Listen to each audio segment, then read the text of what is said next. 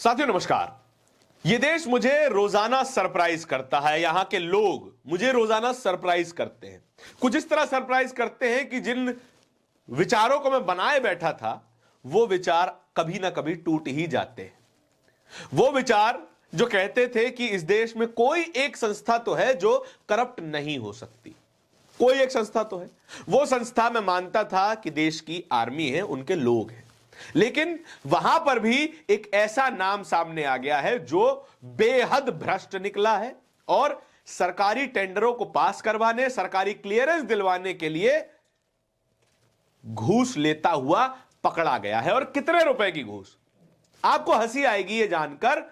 लाखों करोड़ों रुपए की डील करने वाली कंपनियों से चंद लाख रुपए की घूस लेता हुआ एक ये आर्मी ऑफिसर पकड़ा गया है। नाम क्या है? Lieutenant colonel Deepak Kumar Sharma. CBI ने इन्हें गिरफ्तार किया है 3 लाख रुपए की घूस लेते हुए। घूस ली एक बेंगलोर और दुबई बेस्ड कंपनी से, जिसके लिए ये लेफ्टिनेंट कर्नल सरकारी क्लियरेंस दिलवाते हैं विदेश मंत्रालय से और पकड़े जाते हैं।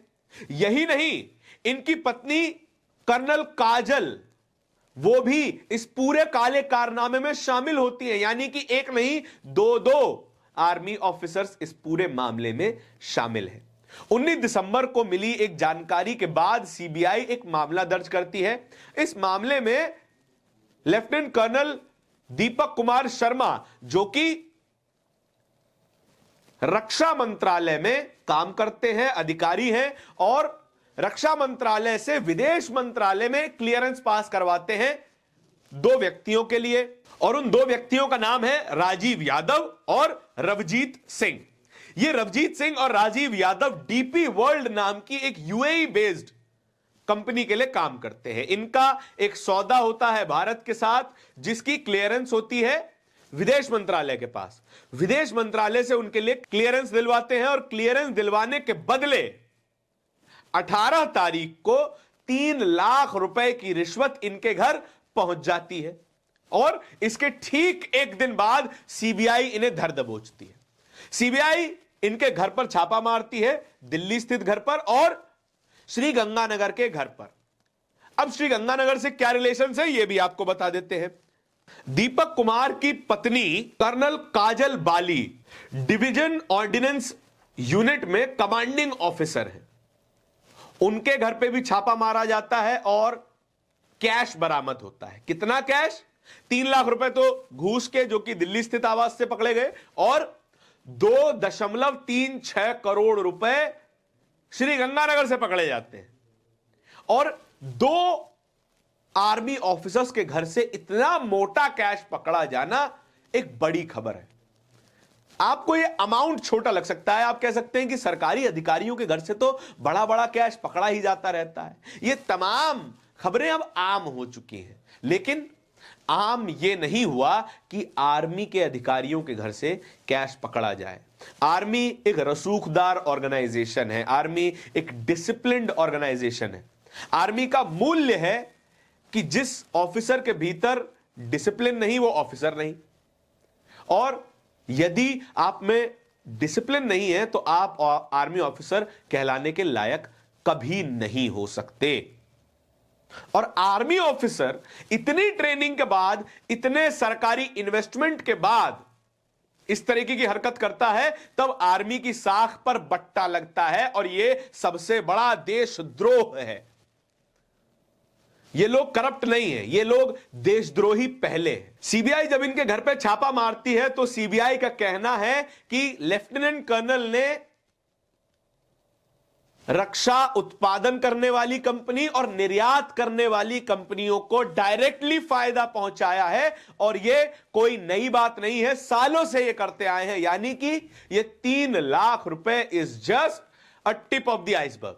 जाने कितने लाख करोड़ रुपए इन दोनों पति पत्नियों ने हजम कर गए होंगे और किसी को कानो कान खबर नहीं चली होगी। भास्कर की वेबसाइट पे ये पूरी स्टोरी डिटेल में लिखी है, जहां से हम ये जानकारी आपको पढ़कर सुना रहे हैं। हेडलाइन क्या है ये भी सुन लीजिए।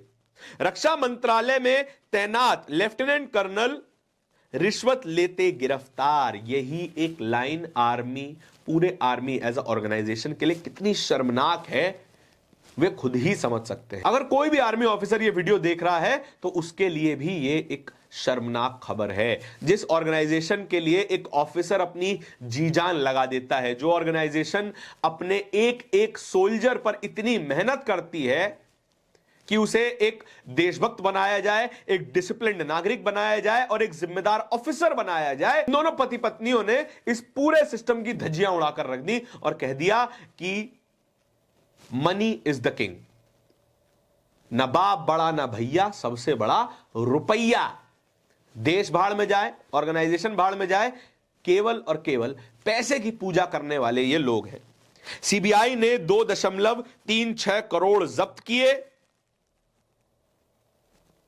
प्राइवेट कंपनियों को फायदा पहुंचाने का आरोप, पति पत्नी भी शामिल, इसके साथ पत्नी भी शामिल, दोनों मिलकर ये गोरख धंधा चला रहे थे और आज पकड़े गए हैं। जाने कितने और ऑफिसर्स ऐसे हो सकते हैं और हम उम्मीद करते हैं कि ऐसे ना हो ऑफिसर्स, और हम उम्मीद करते हैं कि ऐसे दीमक जो हमारे सिस्टम में बैठे हुए हैं वो और पैदा ना हो। और ये खबर जरूरी क्यों है?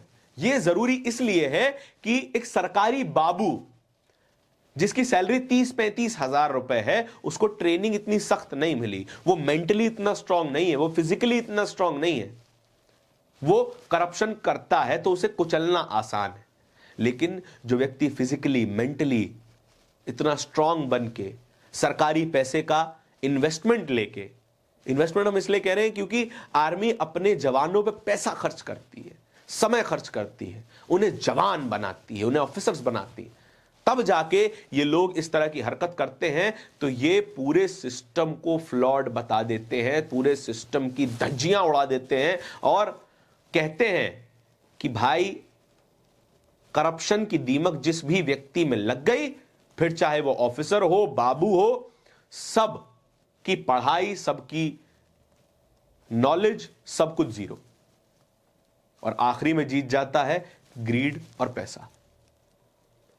पत्रकार रवीश कुमार इस खबर को शेयर करने वाले अरविंद गुनाशेखर का ट्वीट को ट्वीट करते हुए क्या लिखते हैं, यह देखिएगा। लेफ्टिनेंट कर्नल दीपक कुमार आज यही सोच रहे होंगे कि आसपास सब घूस लेते हैं, केवल वही क्यों पकड़े गए। पैसा लेते वक्त भी यही सोचते होंगे कि आसपास सभी घूस लेते हैं, आम बात है। ट्रांसपोर्ट कमिश्नर से लेकर एक्साइज कमिश्नर तक तो कमाना गलत नहीं है।